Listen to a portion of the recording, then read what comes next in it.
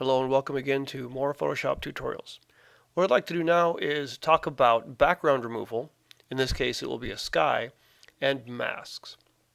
Masks are really how you need to do all deleting and removing of your imagery in Photoshop. You need to work as non-destructively as possible, and masks will help you do this.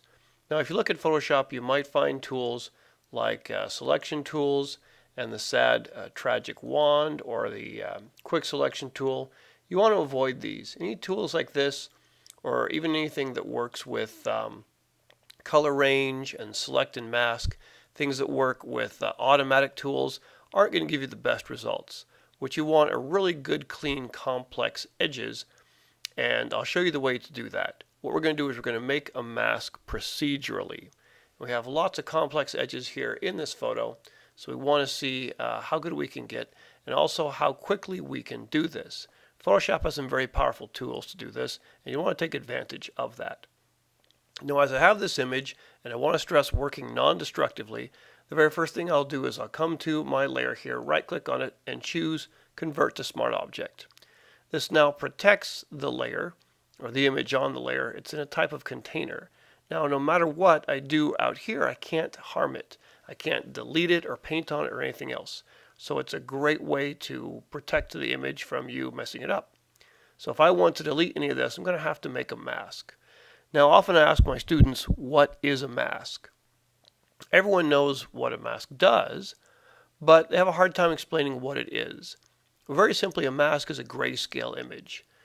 From black to white and 254 levels of gray in between. It's an 8-bit grayscale image that defines transparency. So if your mask is a grayscale image, let's look for a grayscale image to start with. If you go to channels, this is really why they're there, look at your channels.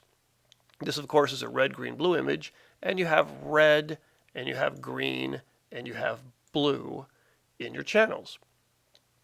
And one of these channels probably is going to contain a good bit of contrast between what you want to keep, let's say the trees in the background, and what you want to get rid of, the sky. This one should be fairly easy because the sky is a bit overexposed and blown out and leaves us some sharp contrast here. In this case, because of the darkness of the colors here, there's not much difference between red, green, and blue, but I think that I'm going to pick the blue channel as having the most contrast between what I want to keep and what I want to get rid of. So what you want to do is pick the channel. Notice how we already have a grayscale image, looking good, and you're going to duplicate the channel. There are various ways of doing that. My favorite is just take the channel, drag it down here to the new channel button, and you have a blue copy for the blue channel. Now any additional channel you have here is called an alpha channel. Alpha in computer graphics means transparency. These are your color channels, red, green, blue, and after that any additional channel is called an alpha. So with this in mind, I want to use my alpha channel here to generate my mask. Now one thing to know is that in Photoshop, an alpha channel and a selection and a mask are really all the same thing. They're just ways of containing information that's going to give you transparency. So I'm going to zoom in here a little bit, looking at my image, and the better your image is, the cleaner, the higher quality, and the more pixels you have, the better end result that you'll be. So I hope that we'll get something good out of this one. What we're going to do here is you should try and imagine what you want your image to look like before you start. Have that in mind, what you want your end result to be. In this case, I'm going to have a white sky and a black background and foreground area here to be my mask.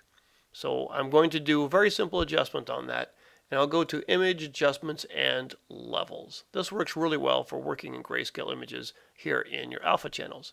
Or I could just do Command L, or of course Control L on the PC and get the levels right here. So the first thing I'm going to do is define my white.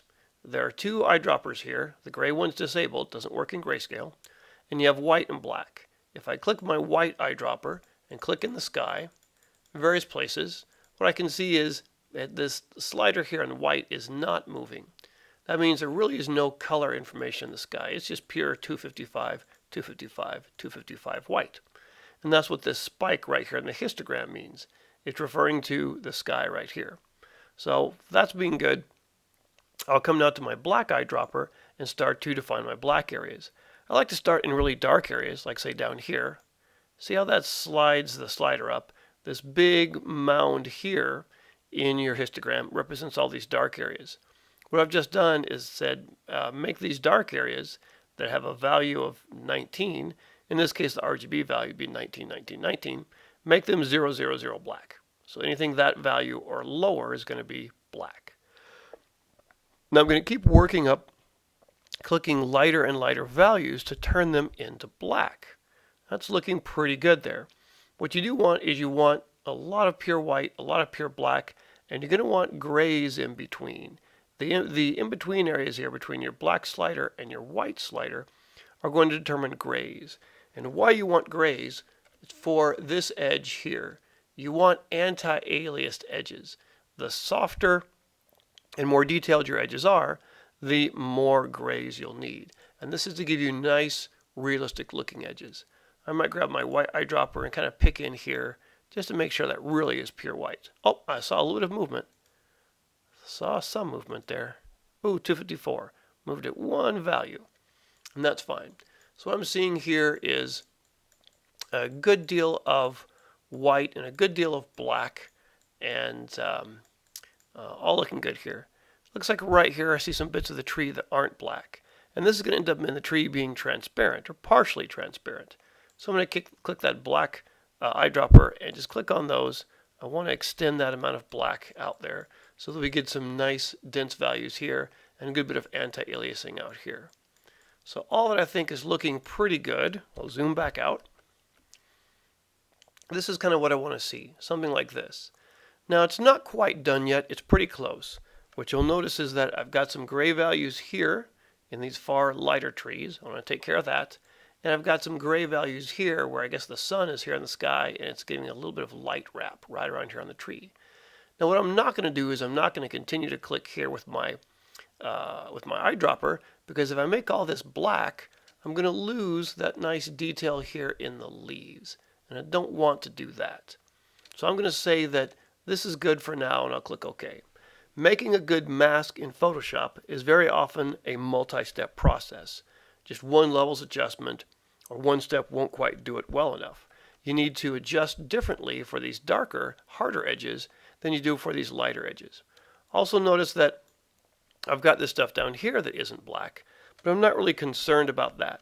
When you make a mask, what you really are concerned about are these little detailed edges here. The difference between what you want to keep and what you want to get rid of. You're not really concerned about this part. What I would do here is create what's called a core mask. And very simply, I'm going to get my plug-in lasso, one of my favorite tools, and just select this area right in here, like that. Make sure I have some default colors here, black and white, and I'm going to fill with black. There we go. That's all black right there. And that's taking care of that. No problem at all. So it's very easy to take care of that part, the core part, or the inner part. And now I'm going to concentrate more on these parts right here. So I'll zoom in, and if I'm going to replace the sky, which is what I'm trying to do here, I need to get rid of all this area here. These little bits here where the trees are is not quite black. I want to do a levels adjustment and just fix this area here. Here is already done. So in order to do that, I need to make another selection. So my levels adjustment only works within here. So I'm going to make a real kind of rough selection right in like about this. There we go, with my polygonal lasso tool. Now a quick Command L or Control L on the PC for my levels. Now when I get my black eyedropper and I click in here, you can see it's only affecting this little patch right here. It's not affecting these areas out here because I've selected this. If I had not selected this, then it would make these edges here much too heavy and dark. So I'll click OK. I'm going to go by here looking at these edges, making sure everything is what I want. There's a little bit of stuff there that's not gray, but I'll leave that. All this is looking okay. There's this part here with the tree trunk. Oh, there's a little bit right here. So again, let me get my polygonal lasso, and I'll try and make a real fast and quick selection right around here to get that whole area. There we go. Levels once again. Get the black eyedropper, click in here, and kind of take that up a bit. Okay, that's looking good. I'll click OK and deselect there. Now I'll come here to the tree. And this part here is a little tricky. We'll see what we can do with the sun. But the same type of thing. Get my lasso. Notice how I'm not trying to get really close here along that edge, or even do something like this. That's just a losing game. What you want is Photoshop to do all the work for you. You don't want to have to go in and do any work here by hand, if at all possible. Now you might have to go in and do a little bit of hand painting and fixing up here and there, but if Photoshop can do 80%, 90% of the work for you, that's what you want. So I'm going to come along here, do my selections about like this, trying to figure out how much of this I need to get in here. And we'll do something, I think, about like that. Now what I need to do is, once again, do levels, get the black eyedropper, and start taking this dark gray and clicking and clicking and gradually taking that to black. So I'm going to make these tree branches here denser and blacker. That looks good, I think, and we'll deselect. Oh, got to click OK, then we can deselect. That's how it works. All right, so now you can see what I have here is this part here is nice and solid and black, and this part here looks pretty good as well. Now there might be a little bit of a hint right here that's not quite there, and I could take care of that later, or I could just do a real quick selection around it, kind of like this, and just do a little bit of levels adjustment, black eyedropper, right in there, just to densen that up a little bit. Okay, deselect. Now you can see this is what I have. Now this looks like a mask. Got a black area here, it's nice and solid, got a white area here, and I've got a good bit of areas along here that are anti-aliased for nice detail. Look at all this detail here. There's no way any other tool in Photoshop is going to give you this much detail. This is really what you want to see, and this is the best way to do it. Make a mask procedurally. So now you have an alpha channel with this image. How do you get to make it a mask? Well, very simple. Since the alpha channels really are defined for transparency, they even include a button right down here, which is Load Channel as a Selection. In fact, if you ever have a selection that you like, you've made that and you want to save it, and you go to Select and Save Selection, what that will do is it'll actually make an alpha channel here. That's how Photoshop saves selections. Anyway, let's do that. I can also just command click right here or control click on the PC right there on the thumbnail of the alpha channel. Either way, click there or click here and you load a selection. So you can see all the great marching ants, the marquee all around there. That's all nice and good. And with that selection active, now you want to go to the layers. First click on the RGB. Oddly enough, not out here where the eye is, but click here and that'll load all the color channels. Very good. And now you can go to your layers. Okay, here's my layer. With the selection active, all you have to do is click the mask button. The layer mask button is right there. Click that and there's your mask. Uh-oh, wait a minute. This is just the opposite of what I wanted. I kept the sky, but I got rid of everything else. The mask appears to be the inverse of what I need. No problem. All I can do is just invert the mask now. In fact, if you look at mask properties, you'll see there's an invert button right there. Or you can just hit Command I or Control I on the PC. So you see that? Invert, invert, invert, invert. It doesn't matter if you invert it in the channels or you invert it in the mask. It's the exact same information. You're not losing anything. So let's just zoom in here and take a look at these edges that we have. Looking pretty nice, looking pretty good. Oh, there we go. Very, very detailed. Now what you might see in this is you might see some original bit of that white. In this case, very, very bright blown out sky. It's very likely you might see some of that along the edges. And this is light wrap around here.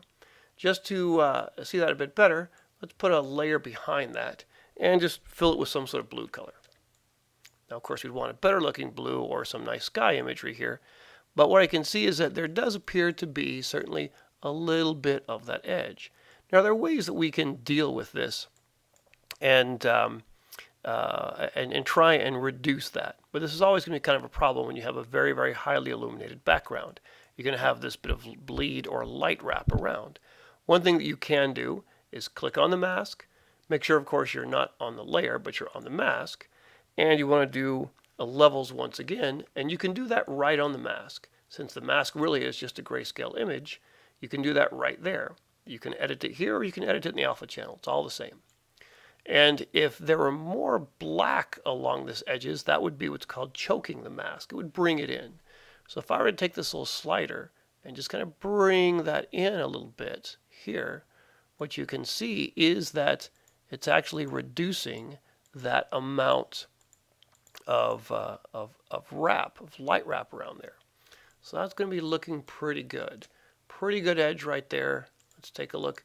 Now what you also might notice is that as you do that, you're going to start to lose some tiny, tiny detail, these really fine edges. And so that is a little bit of a balance here. How much do you want to keep? How much do you want to lose? It's always a bit of a juggling act. We could try a little bit of this mid-tone slider and just a little bit of that. But we're just going to create and put more dark on this mask here. So it all depends on what you're trying to accomplish. So pull that back a little bit, and what I have now is leave that and say okay, a really, really very nice, very complex edged mask on this image. Now, of course, if you're going to put something like this and put a new sky in, it's going to be really very, very bright underneath these parts and by the horizon anyway. So if I were to just make a new layer here, and we'll just take that up a little bit, do a gradient, and on this new layer, try something like that. There we go. Maybe even go a little higher with it. We'll undo that a little bit more like that. There we go. So you can see right now it's starting to look pretty good.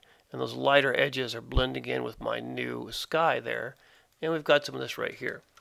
Now, a real quick trick that you can do for these edges, if there's a little bit of halo or a bit of that original color still coming in, is you can try and hide that with a very simple trick of a layer style. In this case, we can pick something and go to inner glow.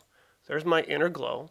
Now what you might notice on your Photoshop is that by default your inner glow may be screen and have a white color because that glows are bright, but they don't have to be. If you change the blending mode to multiply, you change the color, now you can adjust how this is working here.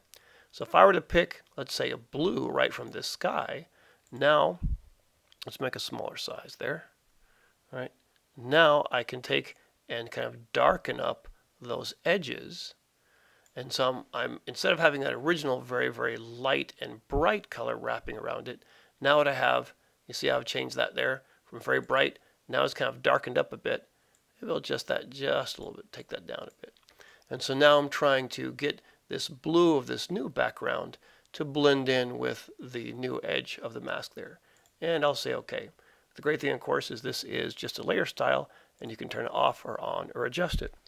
So there, with not too many steps, is a background removal using Photoshop's tools to make a mask procedurally.